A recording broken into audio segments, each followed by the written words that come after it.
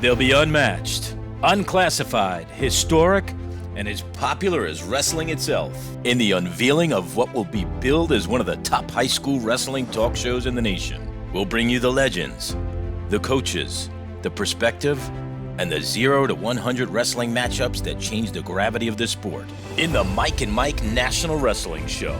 You know, I want to look at the stats.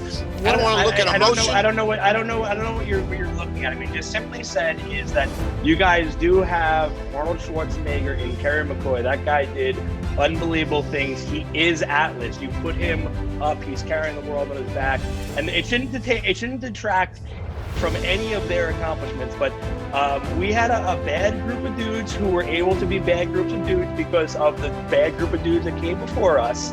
But with that said, Mike, my crew never loses to your crew. That's not how it goes.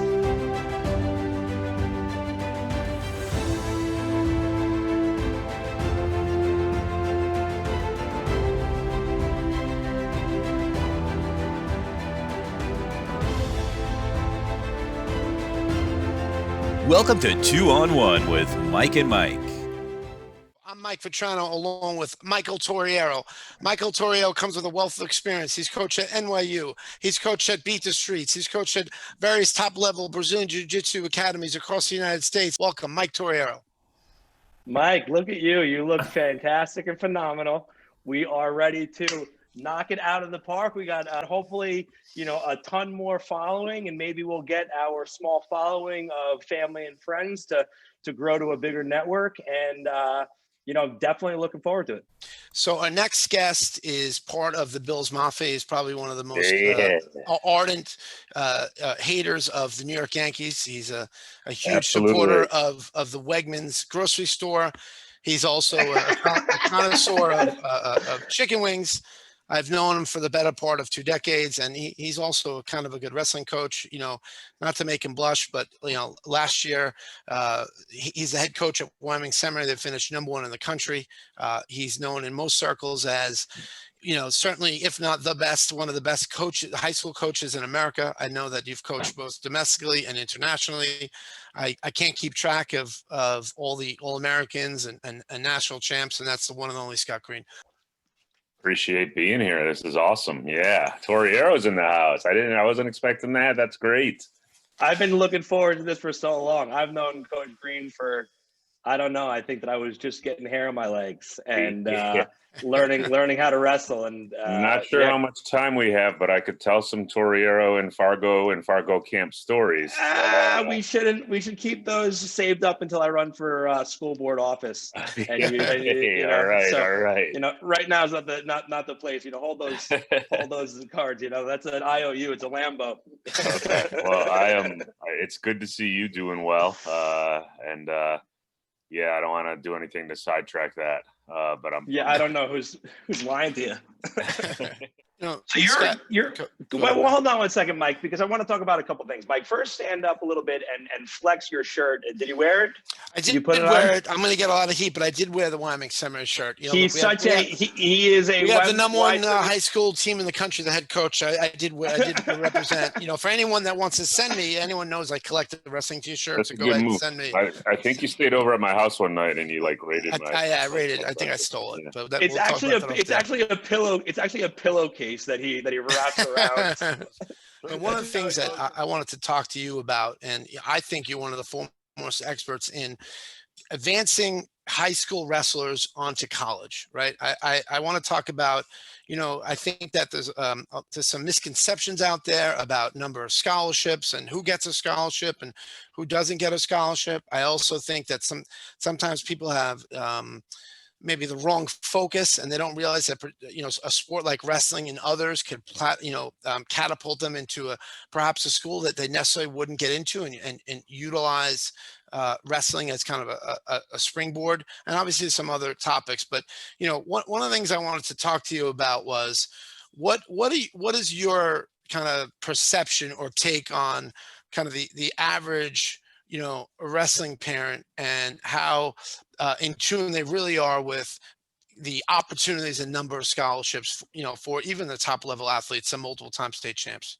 Yeah, I think you don't have to even just go with wrestling parent. As far as that goes, I think there's some gaps in understanding for all sports, right? I have a child that's involved in lacrosse, and I've been around youth sports, raising my own kids, and it's you have 7 and 8 year olds, and their parents are talking about, they have to get on this team in order to be on track to get a Division I scholarship.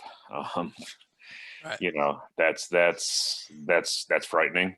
I'm fortunate now to work in a college preparatory school that does kind of specialize in getting kids into really, really good colleges. And obviously with the success of our program, there is a fast track towards Division I athletics. But I think that people think, hey, if I win a state championship, 6 or 7 schools are going to offer me a full ride to come and wrestle at their school.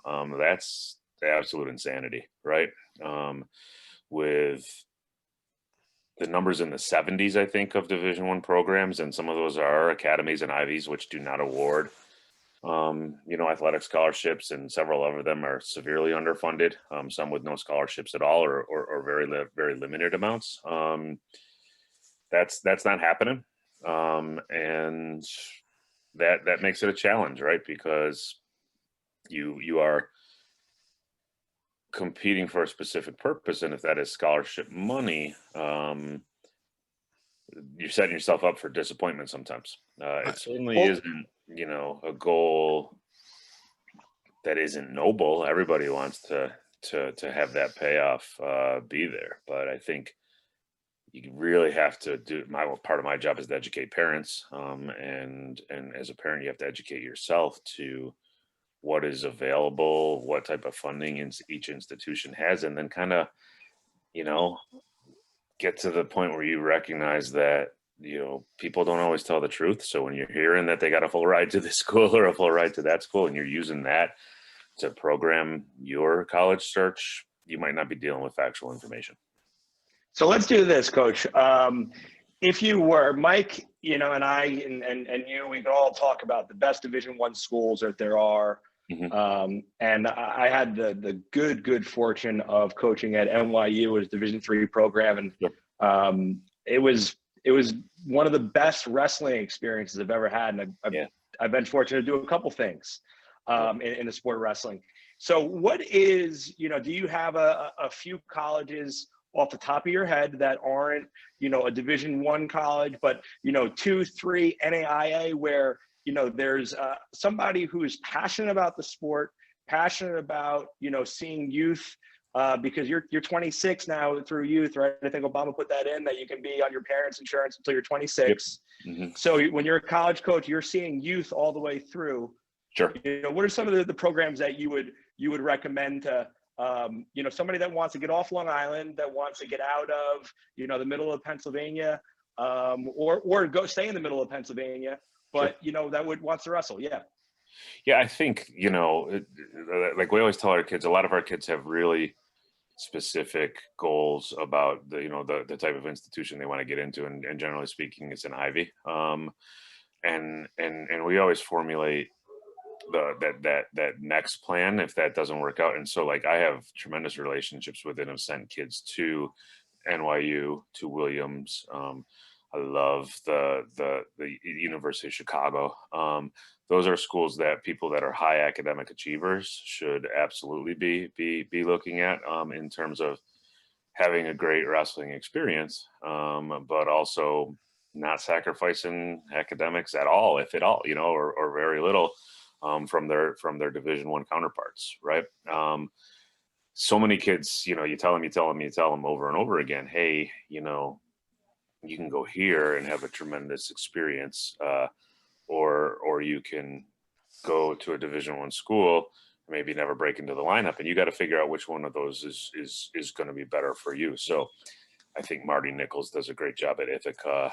We're very fortunate to have Wilkes and Kings right across the river from us, that are strong Division III programs with a great deal of history. So anybody who's looking to wrestle, those are three right there. That, you know, if you're not that top tier student, that are great options for me. And I know they're not always going to, and I don't base it on results, right? I base it on what type of experience they're going to have there, knowing the coaches. King's got a great guy coming in named Josh Rusa, who's got some Division I experience. I think they're going to go there, and if the school's a right fit for them academically, they're going to have a great fit with the wrestling part of it too, and a good experience. Wrestling, a sport measured by technique, mental toughness, discipline, and persistence. But it also brings children with all skill levels interested in the sport in droves when there's great coaching. Team Purcell Training Center in Iowa is at the epicenter of great wrestling. Being one of the best youth clubs in the Midwest, the center has a deep understanding for community and wellness. At the top of their game, they may be in Iowa, but they have nationwide appeal and a national model for success. Run by U.S. Veterans National Champion Anthony Purcell, Purcell's vision and mission of the center is to build children from the ground up with their wellness in mind. To Purcell, it doesn't matter if the children are novice wrestlers or state champions. His goal is to build character, create a positive, nurturing, and spirited environment, and to produce respectful ambassadors in his community. The training center benefits people from all ages, ranging from the average fitness workout to mixed martial arts, specialized youth training, and self-defense. Purcell Training Center, where excellence is the standard.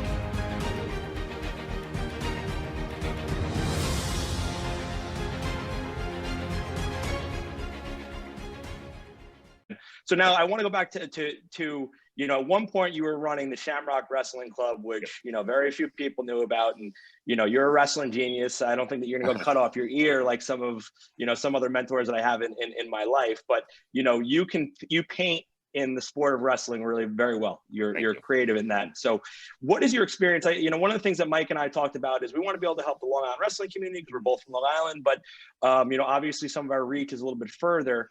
And what was your experience? What are your thoughts on things like when you were a freestyle coach, when you were a Greco-Roman coach, the WCAP program, which is the world-class athlete program for, you know, high school students who want to go into the military and then have an opportunity to wrestle. They can join what they call the WCAP program. You can Google that at home, obviously. And then things like Northern Michigan, where they can go and focus on the style of Greco-Roman Olympic only, and using that as an opportunity like Joe Usolini did, who moves the needle, you know, certainly in the state of New York. You know, what are your thoughts on, you know, again, just maybe you can take yourself, you have you know, some high achieving student athletes, you know, and I was not a high achieving student. I was a high achieving athlete. So, you know, if there's you know, a young kid at home who might not have the grades, is catching up now and doesn't have some of those NYU opportunities, those Williams opportunities, you know, freestyle wise, what do you think about the scene and where they might be able to go? Yeah. I think there's some wisdom to really kind of casting a wide net, right? I would love to see more people at Northern Michigan.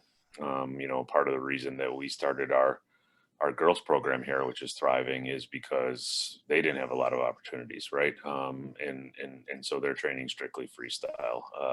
And I think that we're not too far away from somebody doing something like that with boys that want to train freestyle or boys that want to train Greco-Roman, you know, at a young age. Yep. So you kind of put their arms around them when they're 14, 15 years old and say, hey, you know, folk style, maybe that's not where you need to concentrate your efforts. I think they're going to be kids that are building connections at RTCs, you know, at a young age too, if they're fortunate enough to be able to train in one of those. So I think, you know, the more that you can investigate what is out there, there's some great schools that are sponsoring Greco as a sport, you know? So I think getting into freestyle and Greco at a young age is critical. I can't think of a kid that I've coached going all the way back to the Shamrock days, but here as well, that was not wrestling Greco-Roman and freestyle, especially, right? At a very young age. And that's counterintuitive to some 10-year-olds, right?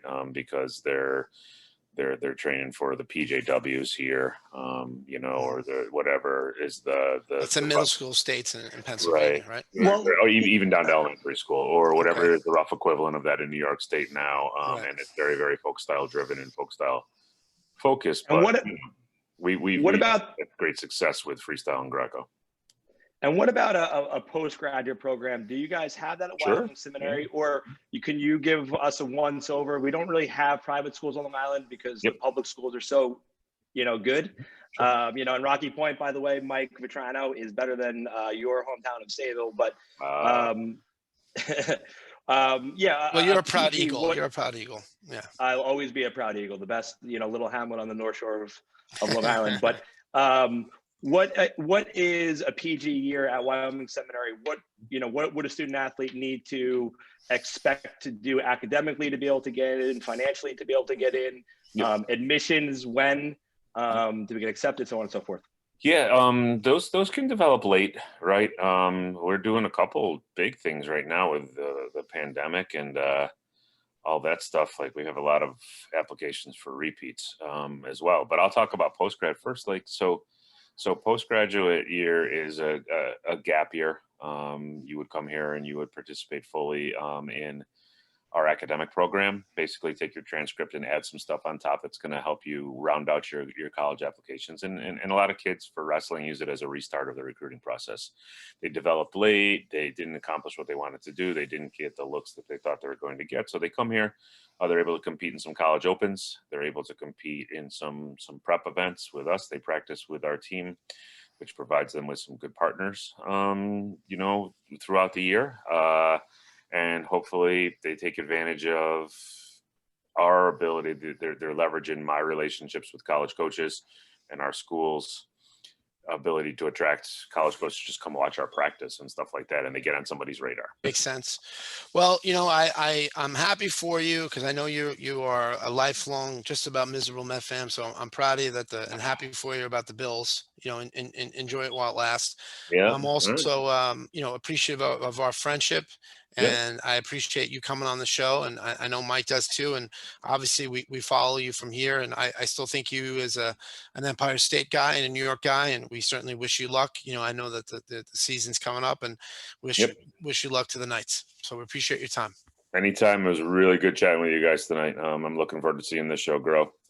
This is a good venture for you. And we'll be watching over here in Kingston. Coach Green, we love you. Thank you, Coach. Thank you. Thanks, guys. Thanks. 2 on 1 with Mike and Mike has a long list of guests, so don't forget to hit that subscribe button. 2 on 1 with Mike and Mike, keeping the wrestling world up to speed.